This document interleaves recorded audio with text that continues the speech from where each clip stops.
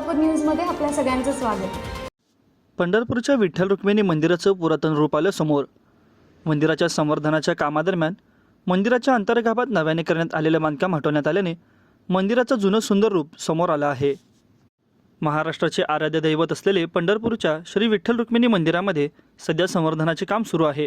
मंदिराच्या संवर्धनाच्या कामादरम्यान मंदिराच्या अंतर्गाभात नव्याने करण्यात आलेले बांधकाम हटवण्यात आल्याने मंदिराचं जुनं सुंदर स्वरूप समोर आलं आहे। सुमारे 700 वर्षांपूर्वीचं मंदिराची दगडी बांधकाम त्यावरील आखीव रेखीव कलानुसार पाहून भक्तांचं मन तृप्त होत आहे। दरम्यान मंदिराच्या संवर्धनाच्या कामामुळे 15 मार्चपासून विठू माऊलींचे चरणस्पर्श बंद होते। या काळात मर्यादित कालावधीसाठी माऊलींचे मुखदर्शन सुरू होते।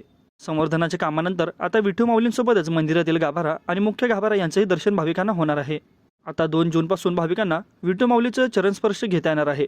मात्र मंदिराच्या सुशोभीकरणाचं काम पूर्ण होण्यास अजूनही काही कालावधी लागणार आहे।